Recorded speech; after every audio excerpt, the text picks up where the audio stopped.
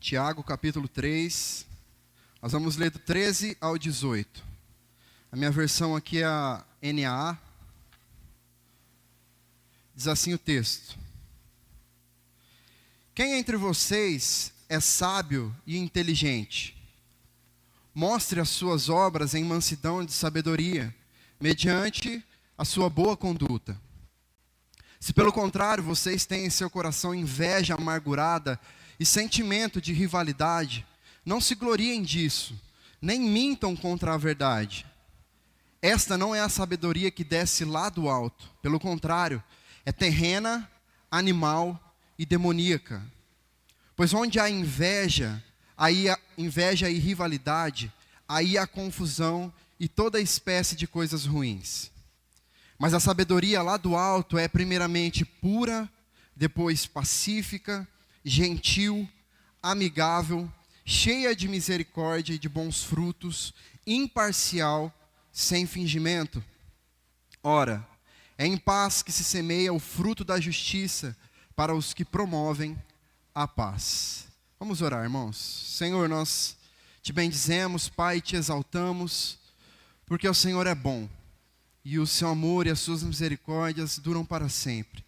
Nós te bendizemos e te louvamos, Pai, por termos mais uma vez a chance de estarmos aqui reunidos como tua igreja, para louvarmos ao Senhor, entregarmos a nossa adoração, reconhecendo que tu és digno, o único que é digno de receber todo o nosso louvor, toda a nossa adoração.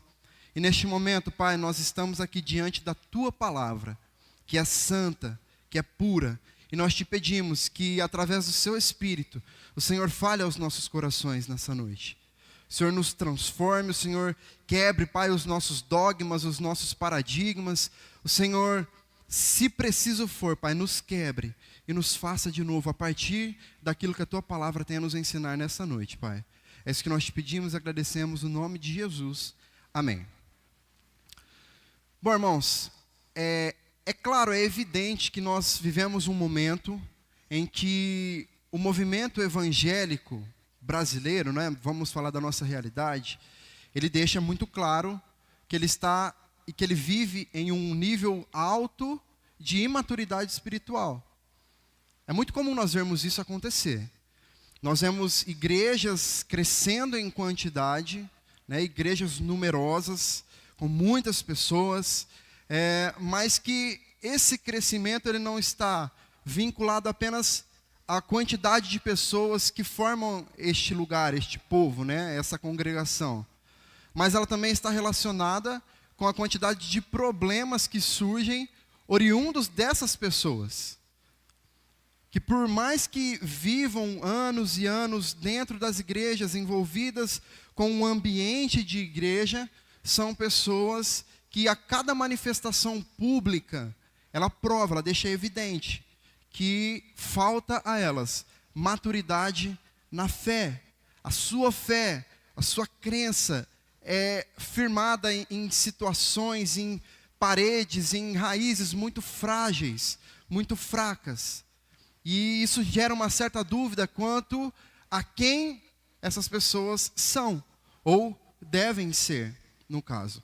Então, diante disso, irmãos, fica cada vez mais claro também, aos nossos olhos, que nós, como igreja, precisamos desesperadamente buscarmos pela sabedoria que vem do alto. O capítulo 3 aqui de Tiago, que nós lemos, e especificamente entre os versículos 13 e 18, é o ponto mais alto deste livro. É onde Tiago atinge o ápice ali de toda a sua argumentação dentro do livro. E é justamente aqui neste momento que ele faz um contraste aqui entre a sabedoria do alto e a sabedoria de baixo, certo?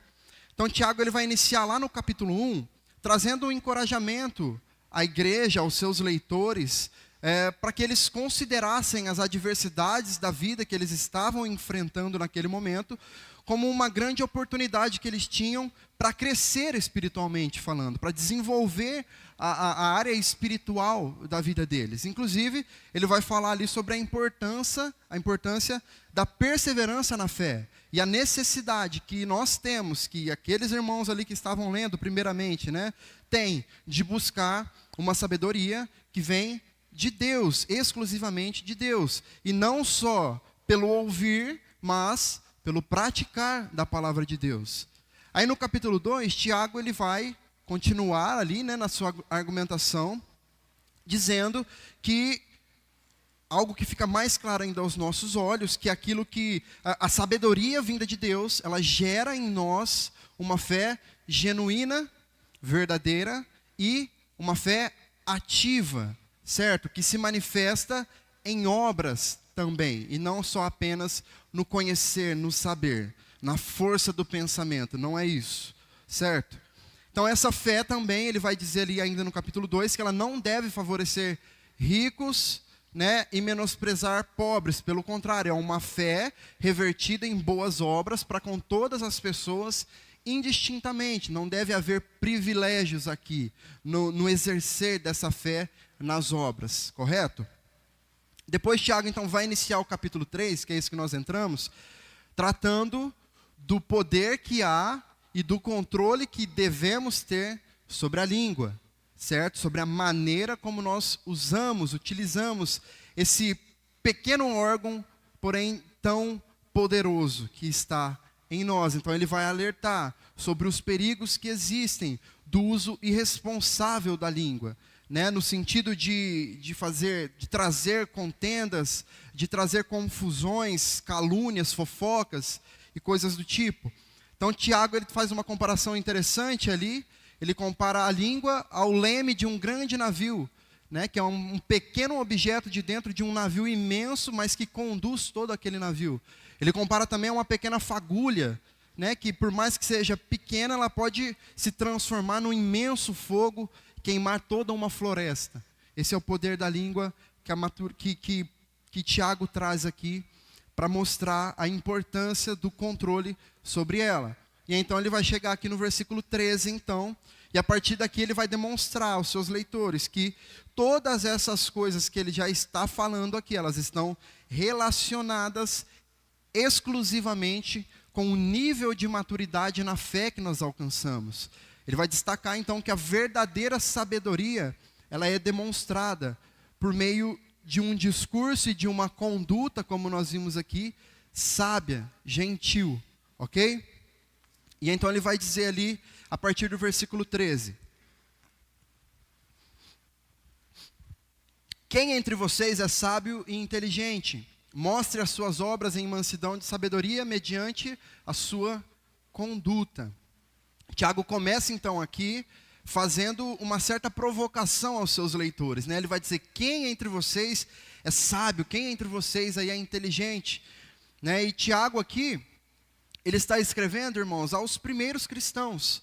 Lá no capítulo 1, versículo 1, vai dizer que ele está se dirigindo às 12 tribos dispersas entre as nações. E estão dispersos, muito provavelmente, por conta de toda a perseguição que a igreja já estava sofrendo naquele momento, naquele tempo ali, certo?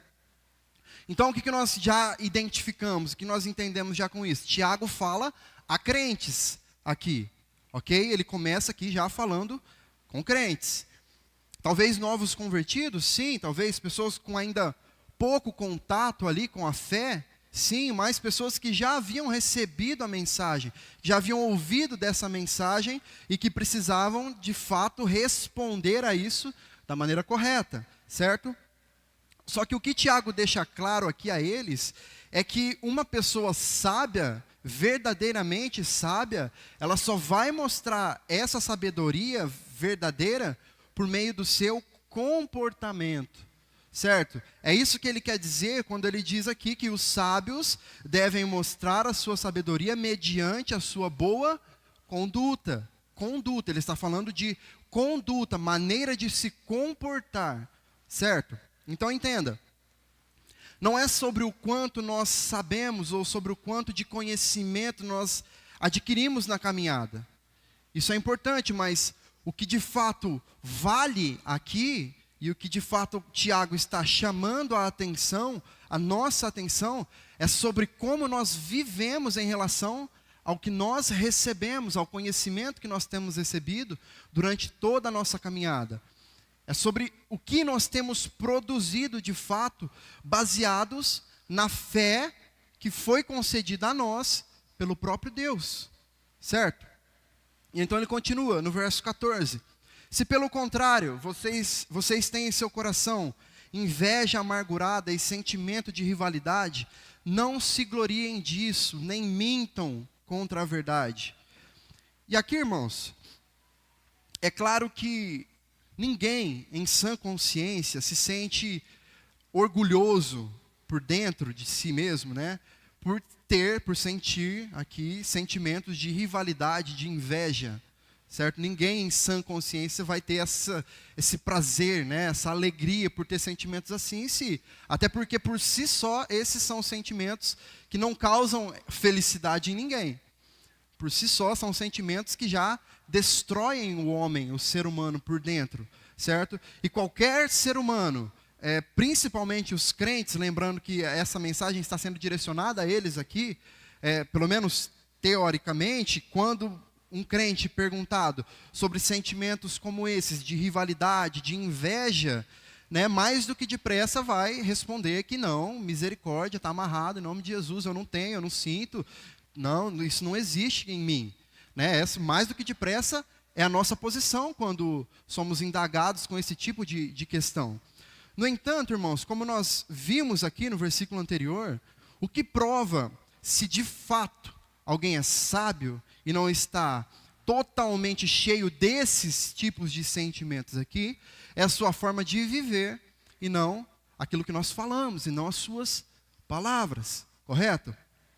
Portanto, pense, se a conduta de uma pessoa que se diz crente é a conduta de alguém que está sempre vendo defeito em tudo que as outras pessoas fazem dentro da sua congregação, uma pessoa que está sempre enxergando que as coisas poderiam ser diferentes do que elas são, mas que nunca faz nada para ajudar, para cooperar, para participar.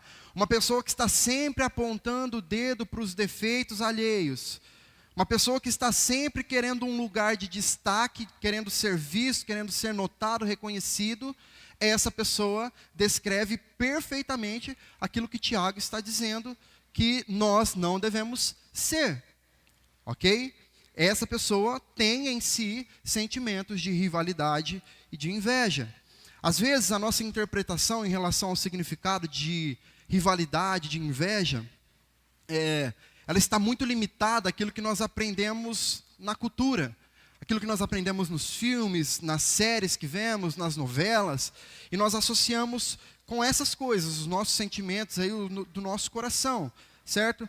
Mas, irmãos, pense comigo, quantos de nós já nos pegamos em algum momento das nossas vidas falando a respeito de alguém que fez alguma coisa, mas que por essa pessoa não ter feito como nós pensávamos que deveria ser feito, então nós começamos a encontrar defeito naquilo que está sendo feito e começamos a dizer que não vai dar certo.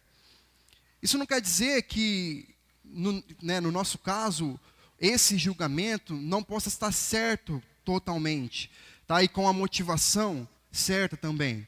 Só que o que nós precisamos ter claro nas nossas mentes, nos nossos corações, quando nos colocamos na posição de juiz, né, de julgar aquilo que está sendo feito, é se nós realmente estamos dando apenas uma perspectiva diferente e melhor daquilo que está sendo feito, que nós estamos falando que não flui, que não funciona, que não dá certo, se nós estamos interessados unicamente em fazer dar certo de verdade, ou se nós estamos desejando dentro de nós simplesmente estarmos no lugar de quem está fazendo, simplesmente para receber os méritos por aquilo que está sendo feito.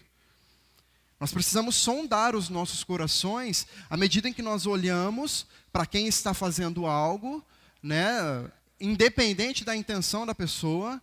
Nós podemos julgar aquilo que está sendo feito de certa forma, mas com a intenção correta. Se no nosso coração nós estivermos alimentando esses sentimentos de inveja, de rivalidade, nós estamos fazendo justamente aquilo que Tiago está nos ensinando a não ser, a não fazer, ok? Então aqui, Tiago ele quer mostrar para as pessoas, para nós, para a igreja, que a sabedoria do alto, irmãos, ela produz os sentimentos corretos nos nossos corações. E esses sentimentos corretos, então, produzirão também uma conduta correta.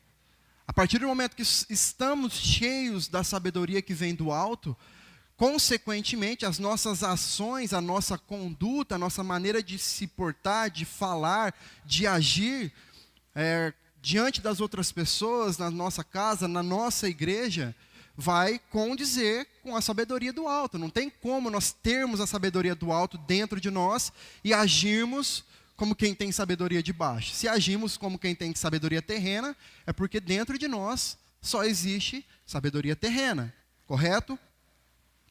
Versículo 15. Esta não é a sabedoria que desce lá do alto. Falando sobre esses sentimentos aqui, Tiago continua dizendo, essa não é a sabedoria que desce lá do alto. Pelo contrário, ela é terrena, animal e demoníaca. Pois onde há inveja e rivalidade, aí há confusão e toda espécie de coisas ruins. A justificativa, então, de Tiago sobre esse tipo de comportamento aqui, irmãos, ela é muito pesada. O que Tiago fala sobre quem se comporta dessa maneira é um julgamento, é uma sentença aqui muito pesada. Por quê? Primeiro ele começa dizendo que esse tipo de sabedoria que alimenta a inveja, a rivalidade, esses sentimentos ruins, além de não ser uma sabedoria que vem do alto, é uma sabedoria terrena, animal e demoníaca. O versículo diz isso. Depois ele vai dizer que esse tipo de sentimento, ele é convertido em uma conduta que só pode trazer todo tipo de espécie de coisas ruins. É o que ele vai dizer. Mas por que essa sabedoria é terrena? Então, essa sabedoria que Tiago está descrevendo, por que ela é terrena? Ele está deixando claro aqui, irmãos, com terrena, que esse é um sentimento de inveja, que esse sentimento de inveja, de rivalidade, são sentimentos que provêm exclusivamente do homem. São coisas que nascem do homem, única e exclusivamente do homem, correto?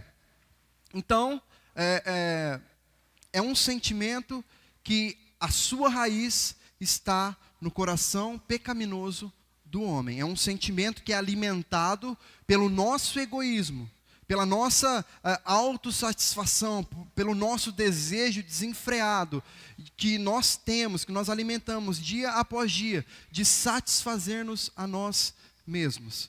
Esses sentimentos, então, de inveja, de rivalidade, que muitas das vezes estão nos nossos corações, eles estão simplesmente porque o homem, ele quer se satisfazer. Independente do que isso vai causar ao outro, ele quer o seu bem-estar, simplesmente. E ele vai dizer ainda que, além de terrena, essa sabedoria ela é animal. E por que animal? Tiago está dando continuidade aqui então nessa ênfase dele de que esses sentimentos pecaminosos eles fazem parte de um instinto humano.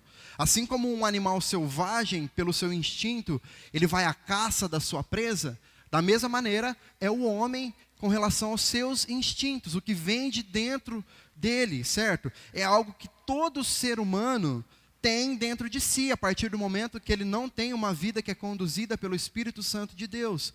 Inevitavelmente, ele vai se submeter a esses sentimentos que provêm dele mesmo. Se nós não temos o Espírito Santo em nós, nos conduzindo, nos guiando, nós vamos nos entregar para os nossos próprios desejos. Esse é um caminho claro, óbvio, ok? E depois ele vai dizer que essa sabedoria, além de terrena e animal, ela é demoníaca. Até aqui parecia que estava tudo mais ou menos tranquilo, né? Mas a partir do momento em que ele diz que é uma sabedoria demoníaca, isso já nos assusta um pouco. Por quê? Ele está querendo deixar muito claro aqui, irmãos, que quem se deixa dominar por esses sentimentos pecaminosos que ele está citando aqui, tem a sua vida conduzida por Satanás. E não adianta nós queremos romantizar essa ideia. É isso e ponto. Não tem meio termo, irmãos, não há meio do caminho. Se nós não servimos a Deus em nosso modo de pensar, em nosso modo de ser, em nosso modo de agir, consequentemente, servimos ao diabo. Não tem meio termo. O tio Toninho citou aqui na quarta-feira, né, uma frase do Billy Graham, que ele, ao citar ali que algumas pessoas estão em cima do muro, né, sem saber se vai para Deus, se não vai, está em cima do muro. O muro já é do diabo, irmãos. Não tem essa história de que não, está em cima do muro ainda. Não existe muro. Não existe muro. Ou é de Deus inteiramente, plenamente, totalmente, ou é do diabo. Ponto final. Ok? Então, diante disso, irmãos, claramente uma pessoa que vive a sua vida dessa forma, dessa maneira aqui, ela criará e ela vai atrair também toda espécie de coisas ruins para si e para quem estiver ao seu redor também. É isso que Tiago está dizendo. Versículo 17. Mas a sabedoria lá do alto é, primeiramente, pura, depois pacífica, gentil, amigável, cheia de misericórdia e de bons frutos, imparcial, sem fingimento. Agora então Tiago, ele vai estabelecer aqui uma diferença muito clara entre um tipo de sabedoria e outra.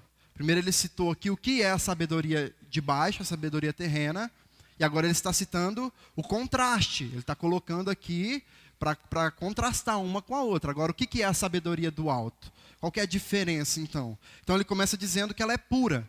E essa pureza, irmãos, a pureza que vem da sabedoria do alto, ela faz referência aqui à integridade moral de uma pessoa. Essa é uma pessoa em quem não se pode encontrar acusações contra ela. Perceba que nós não estamos falando aqui de falsas acusações, porque isso os bons terão também. Jesus está aí como o maior exemplo disso.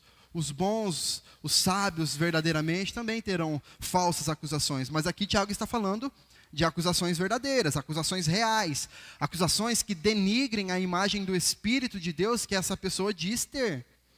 Então, se uma pessoa de fato tem coisas a ser apontada, acusada sobre ela, então ela não tem em si a sabedoria do alto, porque a sabedoria do alto, antes de qualquer coisa, é pura.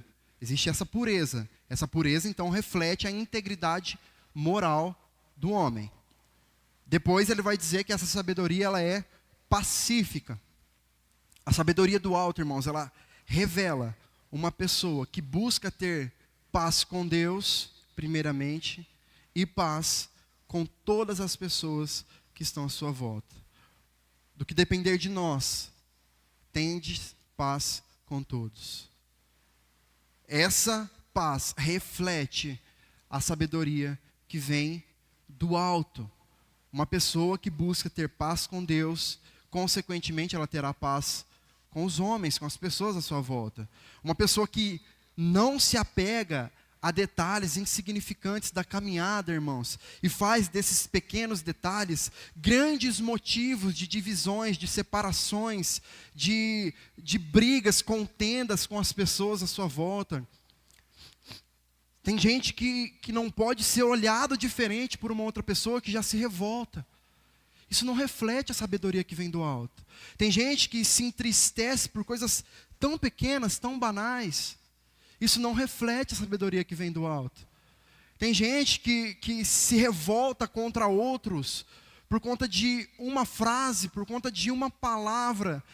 E essa pessoa não faz sequer questão de tentar entender o que a outra pessoa diz, simplesmente tira suas próprias conclusões, aponta o dedo para as pessoas como se elas fossem as piores pessoas do mundo, os mais pecadores do mundo. Isso não reflete a sabedoria do alto. A sabedoria do alto reflete um ser humano que busca ter paz com todos. Não significa que você vai ter que concordar com o que todos fazem. Não significa que nós temos que aplaudir o que todo mundo faz. Não significa que nós temos que ser bobo na mão das pessoas, como alguns gostam de dizer, né? Não é isso, irmãos. Nós temos que ter paz com Deus e paz com as pessoas à nossa volta. Nós nunca devemos ser aqueles que iniciam as contendas. Muitas das vezes, uma relação ali entre duas pessoas, para uma contenda não acontecer, os dois precisam cooperar. É uma situação lógica. Quando existe um relacionamento, os dois precisam cooperar para as coisas caminharem bem. E nem sempre vai depender de você. Talvez alguém vai fazer algo contra você. Mas como você vai responder? Você está respondendo como alguém que busca ter paz com todos? Ou você está respondendo como aquele assim, não, eu sou muito bonzinho, mas não pisa no meu calo, não. Isso não é ter paz com todos, irmãos. Aí é muito fácil. Se nós quisermos ter paz com as pessoas, mas nós não aceitamos que ninguém fale de nós, que ninguém vá contra aquilo que nós queremos, que nós pensamos, que nós achamos que é, aí a paz já está pronta, já está feita, já veio pronta para nós. Nós não estamos buscando tê-la. Perceba que a resposta que nós estaremos dando, ela é muito mais importante. E lógico, não criarmos também esse tipo de situação. Depois ele vai dizer que essa sabedoria, ela é gentil. A sabedoria do alto, irmãos, ela inspira gentileza nos corações das pessoas. Isso revela pessoas amáveis, pessoas humildes, pessoas fáceis de lidar, que em seu modo de viver expressem isso tudo não apenas em palavras, mas em ações também. Irmãos, é inadmissível que nós como crentes sejamos aqueles que ao virarmos as nossas costas de uma rodinha, alguém fala assim, nossa, essa pessoa quando chega o ambiente fica ruim. Nós devemos causar incômodo sim, mas porque temos em nós uma luz que ofusca o pecado. Essa diferença vai incomodar muitas pessoas, vai achar que você é uma pessoa chata, que você é uma pessoa que ela não quer estar perto, e ok, se for por isso, amém, glória a Deus. Mas se formos as pessoas que traz inimizade no meio das outras, misericórdia de nós, irmãos. Misericórdia de nós. Porque temos recebido conhecimento, temos recebido ensinamentos. E o que nós estamos fazendo com isso? A última vez que eu preguei aqui, eu falei sobre isso um pouco. E haverá consequências muito difíceis para aqueles que recebem e vivem suas vidas completamente ao oposto daquilo que recebeu. Pessoas gentis, fáceis de lidar, amáveis. Essa sabedoria também revela pessoas amigáveis. E uma das aplicações possíveis aqui na tradução da palavra amigável seria a palavra submissão, certo? E nesse contexto aqui então de Tiago, ele está dizendo a nós que essa sabedoria do alto revela uma pessoa que amigavelmente se submete à vontade de Deus e também à vontade das autoridades que foram constituídas por Deus sobre elas também, demonstrando humildade, respeito para com essas pessoas. Depois ele vai dizer que essa sabedoria ela é misericordiosa e tem bons frutos. E é interessante nós vermos aqui que Tiago ele cita misericórdia e bons frutos juntos ali dentro da frase. E isso justamente para nos mostrar, irmãos, que uma coisa é consequência da outra. Ok? O que Tiago está dizendo aqui é que a sabedoria do alto, portanto, ela revela uma pessoa misericordiosa, uma pessoa que se compadece dos seus irmãos, independente de quem são, independente do quanto te amam, independente do quanto gostam de você, independente da classe social, independente de qualquer coisa, pessoas que se compadecem umas das outras e, consequentemente, essa misericórdia traz bons frutos. Duas coisas que caminham juntas. Não há bons frutos sem misericórdia. Não há bons frutos sem que haja misericórdia. Isso se tratando de qualquer área da vida de alguém. Pessoas que estão passando por problemas físicos, emocionais, espirituais, em seus relacionamentos. enfim, em toda e qualquer circunstância das suas vidas. Todos nós, irmãos, em algum momento, precisamos de alguém com misericórdia. E se nós somos sortudos ao ponto de encontrarmos, isso traz bom fruto. Isso traz bons frutos. Depois ele vai dizer que essa é uma sabedoria também imparcial. A sabedoria do alto, irmãos, ela também revela uma pessoa que não faz distinção de tratamento ou de julgamento entre as pessoas. É uma pessoa que tem em sua consciência que absolutamente todas as pessoas, indistintamente, carecem da glória de Deus e precisam ser alcançadas pelo mesmo Evangelho. Não deve existir diferenças no tratamento que nós damos às pessoas. Agora, por outro lado também, irmãos, existe muito crente dodói, que se dói muito fácil, que precisa de carinho, de muita atenção, de por favor, meu filho, vamos no culto, pelo amor de Deus. Que ao ouvir uma repreensão, muda de igreja, sai daqui, não quer mais saber, se revolta porque o irmãozinho não viu ela na rua. O irmão que tem miopia, está sem óculos, andando na rua, não vê o outro do outro lado. Aí o irmão fica chateado, fica triste. Irmãos, isso prova a nossa imaturidade na fé. Não é possível que crentes ainda se revoltem com coisas tão pequenas, tão banais, tão sem importância. Isso mostra onde está o nosso coração, irmãos. Onde nós estamos depositando, de fato, os nossos tesouros. Nós devemos ser, pense nisso. Não ouça isso aqui como e pense em alguém, pense em você. Ah, fulano precisava estar ouvindo isso aqui, porque me tratou mal, porque trata um de um jeito, outro de outro. Não, pense em você. Como você está tratando as pessoas à sua volta. Como você tem tratado os seus irmãos. Ah, porque não me cumprimento, não vou cumprimentar também. Você que tem que fazer a diferença, não é o outro. Se o outro não fizer, azar, que colhe as consequências depois. Mas faça você. Se liberte dessas cadeias, irmãos. Nós precisamos transcender isso. Nós precisamos evoluir. Nós não podemos mais estar amarrados a coisas tão fúteis, tão banais, tão sem importância. Imagine só se Deus fosse se preocupar com as mesmas coisas em relação a nós. Não, ele não pegou na Bíblia hoje, não estou nem aí para ele. Vai viver segundo os próprios conselhos dele. Se tiver que morrer, vai morrer. Se tiver que ser atropelado na rua, vai ser. Ele não orou, não leu a Bíblia, nem lembrou de mim hoje. Imagine só se Deus fosse fazer isso. Não vou ao encontro dele hoje. Não vou. O que seria de nós, irmãos?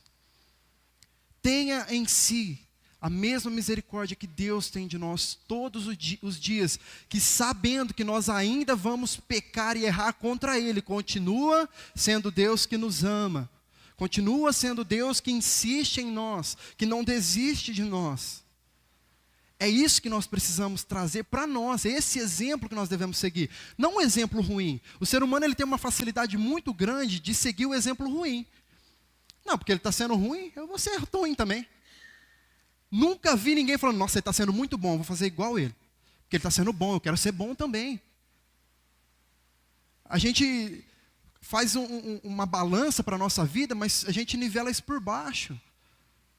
Não, nós não devemos nivelar por baixo, nós devemos buscar mais. Olha o que a Bíblia nos ensina, olha o que a palavra do Senhor nos ensina, Deus nos falando conosco. E por fim ele vai dizer que essa sabedoria do alto, ela deve ser sem fingimento. E essa talvez seja a característica, irmãos, que nós, aqui que Tiago cita, que nós talvez mais precisamos nos preocupar. Por quê? Porque Tiago está dizendo aqui, irmãos, que a sabedoria do alto revela pessoas verdadeiras, crentes verdadeiros, que não fingem ser aquilo que eles não são. E isso precisa de um certo destaque aqui na nossa leitura, pelo fato de que esse é um caminho muito tentador, e que muitas das vezes nós nos entregamos a isso sem sequer percebermos isso. Porque muitos de nós nos entregamos à facilidade que há em ser um crente de aparências, que faz tudo que pedem a ele, que vai em todas as programações da igreja, que participa de tudo, mas que em seu interior, se não fosse as suas participações ali nos cultos e na igreja, é tão pior quanto qualquer outro descrente. É fácil, irmãos, uma frase que eu sempre repito aqui, que é fácil ser crente na igreja. É muito fácil, a parte mais fácil de ser crente é vir à igreja. E nós ainda temos dificuldade de vir, mas é a parte mais fácil. Aqui todo mundo é santo, todo mundo dá amém, glória a Deus, aleluia. Todo mundo está no mesmo patamar aqui. E é assim que deve ser. Mas aquele que tem a sabedoria do alto é aquilo que é aqui, em casa, em seu quarto, com a sua família, no seu trabalho, na sua escola. Nós não podemos ser duas pessoas. Nós não podemos dizer que temos a sabedoria do alto e vivermos as nossas vidas lá fora como quem não tem nem a sabedoria de baixo. Versículo 18, ele diz: ora, é em paz que se semeia o fruto da justiça para os que promovem a paz. Veja que o que está em questão aqui então, irmãos, não é que simplesmente se encontre um ambiente de paz para que todas essas coisas aqui sejam semeadas. Tiago não está falando que nós precisamos encontrar um ambiente bacana para aí então praticarmos a pureza, a paz, a gentileza, sermos amigáveis, termos misericórdia, sermos imparciais e não sermos fingidos. Não. O que Tiago está dizendo é que a igreja precisa ser aquela que promove essa paz. Aquela quem faz essa paz acontecer. Deve partir de nós, é o que eu estava dizendo. Nós não devemos esperar que o outro seja para que nós respondamos com paz, com gentileza, com misericórdia. Nós somos os promotores da paz. Está sobre nós essa responsabilidade de promovermos essa paz. Eu gostaria de aplicar, irmãos, essa mensagem, lendo aí lá no capítulo 4 agora, a partir do versículo 7, ainda de Tiago. Porque talvez você deve estar pensando, tá, ok, já entendi o que é essa sabedoria do alto, o que ela é, o que ela mostra, mas o que eu faço então? Como que eu começo? Por onde eu começo? O que eu faço para alcançar essa sabedoria do alto? A parte A do versículo 7 de Tiago 4 diz: portanto, sujeitem-se a Deus. E esse é o primeiro ponto. Sujeitem-se a Deus. Esse aqui é o ponto de partida que Tiago vai nos apresentar para que nós alcancemos a sabedoria do alto. Quando nós pensamos em nos sujeitarmos a alguém, nós logo associamos isso à obediência. Porque sim, isso também faz parte, né? Sujeitar-se a alguém significa obediência, de certa forma. Porém, o que nós precisamos entender aqui com esse sujeitar-se a Deus, é que ele significa entender que Deus é soberano e conhecedor de todas as coisas que acontecem. Ele é dono de tudo, de todos, ele está no controle. A soberania de tudo o que acontece é única e exclusivamente de Deus. Ele tem o domínio de tudo em suas mãos. Por isso, então, cabe a nós, como seres humanos, pequenos que somos, nos submetermos a Ele. Entendermos que o nosso lugar diante dEle é um lugar de sujeição. Nós estamos sujeitos a Deus porque Ele é muito maior do que nós e Ele controla tudo o que acontece. Primeiro passo para nós alcançarmos a sabedoria do alto.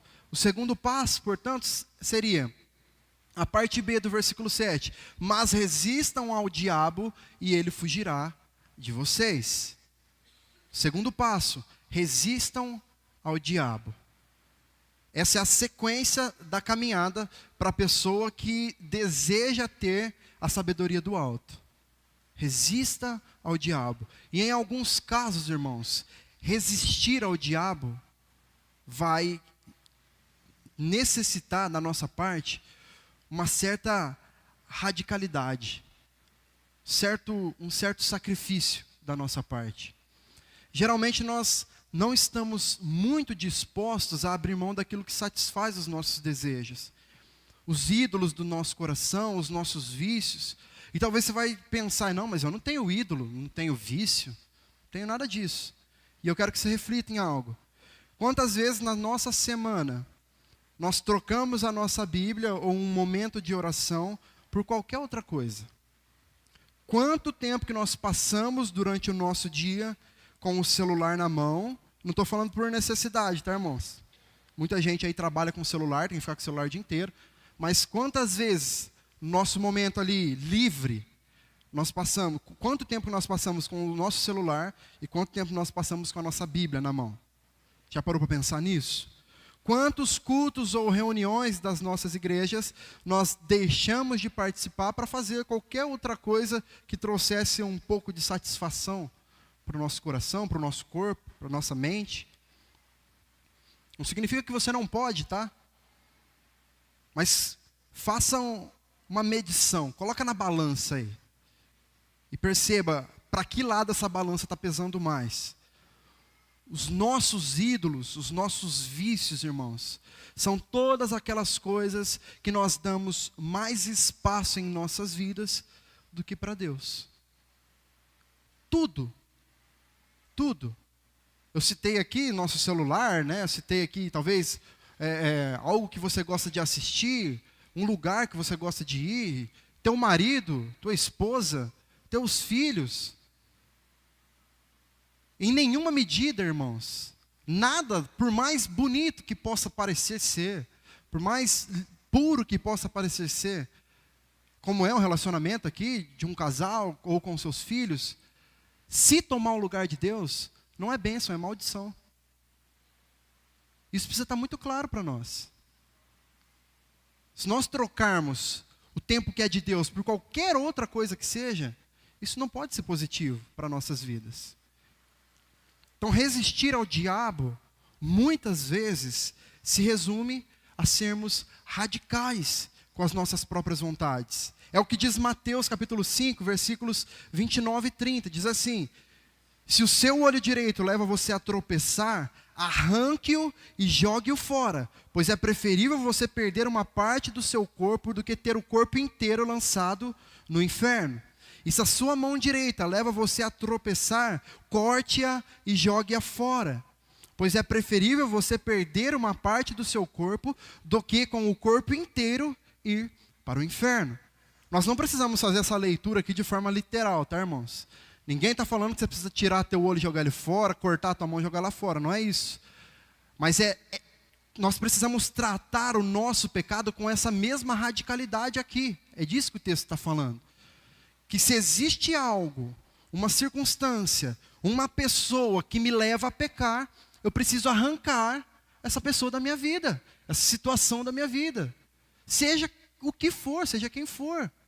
Nada que te faça pecar pode ser em alguma medida bom, agradável, legal. Não pode ser, não existe a menor possibilidade de ser.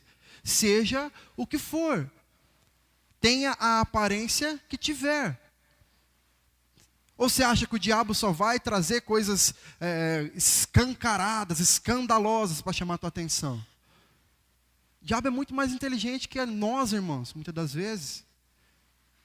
Ele vai ser sutil. Mas isso aqui não tem nada a ver. Mas isso aqui não tem nada a ver. Mas isso aqui, não, isso aqui está tranquilo. Não, isso aqui eu sei onde parar. Não, eu sei até onde eu posso ir. E a hora que você vê, você foi. E aí nós nos entregamos aí para um liberalismo, como se tudo pudesse, como se tudo fosse legal, tudo fosse bacana e está tudo certo. Sejamos radicais. Fuja do diabo, é o segundo ponto. Porque você pode ter certeza que quando você decidir se sujeitar a Deus, o diabo vai te perseguir com ainda mais velocidade. Se sujeite a Deus e resista ao diabo. O próximo passo que nós precisamos dar, então, seria a primeira parte do versículo 8, que vai dizer: cheguem perto de Deus e Ele se chegará a vocês. Então, fujam do diabo, mas não fujam para qualquer lugar. Fujam para perto de Deus. Cheguem a Deus, cheguem perto de Deus.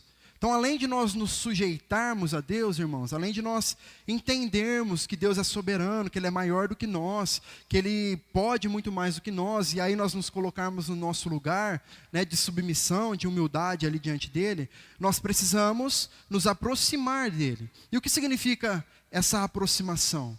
Essa aproximação trata-se de conhecê-lo mais. À medida que nós nos aproximamos de alguém, nós nos tornamos mais íntimos dessa pessoa. Então, essa aproximação a Deus fala de intimidade que nós devemos buscar ter com Deus. Perceba que o texto ele está dizendo para que nós cheguemos perto de Deus, porque assim Ele também chegará perto de nós. E isso aqui é uma clara descrição de um relacionamento. Duas pessoas que se aproximam, que se conhecem, certo? É um relacionamento com o Pai, portanto. Nós fomos criados, irmãos, na verdade nós não fomos criados unicamente para reconhecer na nossa mente, no nosso intelecto, que Deus é grande, que Deus é bom, que Ele é maravilhoso, que Ele é rei, soberano. Mas nós fomos criados para que, como filhos que somos aqui, tenhamos intimidade com Ele. Para que nós conheçamos tudo o que o Pai gosta, e o que Ele não gosta também, e que nós nos submetamos então a Ele em amor, com um desejo puro no nosso coração, verdadeiro, de agradar ao Senhor, em tudo que nós fizermos. O próximo passo está na parte B do versículo 8, que vai dizer: limpem as mãos, pecadores, e vocês que são indecisos, purifiquem o coração. Purifiquem as mãos e o coração. Esse é o próximo passo para que nós alcancemos a sabedoria do alto. Quando nós olhamos para as nossas mãos e ela está suja, a primeira coisa que vem na nossa mente é como nós sujamos. Não, a mão está suja porque eu peguei ali em algum lugar que estava com sujeira, com poeira, e minha mão está suja. Certo? Essa é a primeira coisa que acontece quando nós vemos nossas mãos sujas. Então o Tiago aqui está nos chamando para justamente identificar onde, quando e como nós nos sujamos. Esse purificar que ele está falando, se trata de identificar onde nós nos sujamos, de que maneira nós nos sujamos. E quando ele fala sobre mãos e coração, é justamente para nos fazer a completude disso que ele está falando. Com mãos, ele está se referindo às nossas práticas, às nossas ações. E com o coração, ele está se referindo àquilo que nós cultivamos no nosso interior, aquilo que vem de dentro, aquilo que nós alimentamos no nosso coração, na nossa mente. E a partir do momento que nós, então, fazemos a identificação dessas coisas que estão nos deixando sujos e mais distantes de Deus, nós somos chamados então para uma limpeza, que nos leva para o nosso próximo passo, no versículo 9, que vai dizer: reconheçam a sua miséria, lamentem e chorem, que o riso de vocês se transforme em pranto, que a alegria de vocês se transforme em tristeza. Portanto, o próximo passo para nós alcançarmos a sabedoria do alto é: arrependam-se dos seus pecados. Obter a sabedoria do alto, irmãos, consiste em nós termos uma vida diária de reconhecimento da nossa miséria diante de Deus, e a partir disso nós nos arrependermos.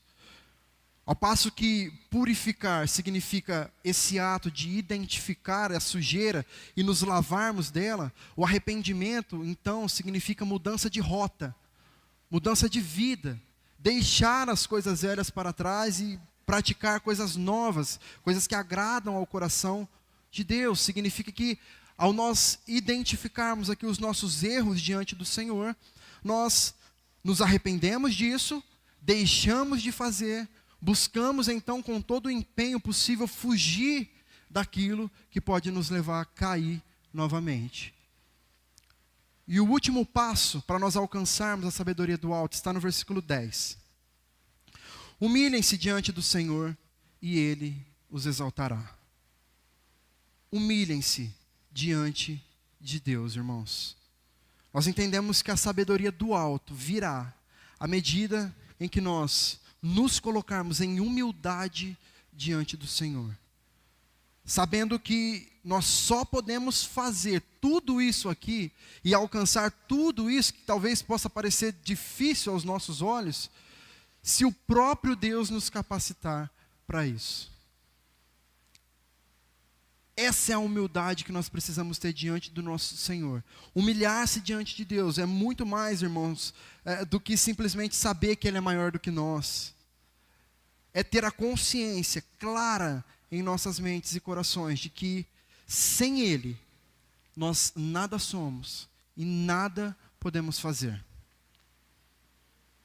Eu gostaria de concluir te fazendo pensar que existem muitos exemplos, grandes exemplos na Bíblia, ou até mesmo na nossa vida, de pessoas, de situações que nos inspiram a seguir cada um desses passos aqui. Só que o maior deles que eu quero te fazer olhar neste momento é o próprio Jesus. Não poderia ser outro. Porque, irmãos, Jesus, enquanto homem, Ele dedicou cada um dos seus passos não apenas a seguir a sabedoria do alto, mas ser a sabedoria que nós precisamos ter aqui hoje. Então, enquanto homem, Jesus sempre esteve sujeito ao Pai. Enquanto homem, Jesus resistiu ao diabo no momento de tentação. Enquanto homem, Jesus manteve a todo momento da sua vida intimidade também com o Pai. Enquanto homem, Jesus permaneceu puro e sem pecados em todo momento da sua vida. Enquanto homem, ele sempre reconheceu o Pai como maior. Imagine só você, Cristo, sendo isso tudo, fazendo isso tudo. Ah, mas era Deus. Cristo era Deus. Mas ele era um homem, sujeito às mesmas tentações que nós naquele momento. Naqueles momentos. Ele resistiu, ele permaneceu. Ele se sujeitou ao Pai em amor, reconhecendo que o Pai era maior, enquanto ele aqui estava ainda. Esse é o exemplo que nós precisamos ter e seguir em nossas vidas, irmãos. É dessa maneira que nós seremos revestidos, dia após dia, da sabedoria do alto. Sabedoria essa que vem do próprio Deus para nós, e que é o próprio Deus. Amém?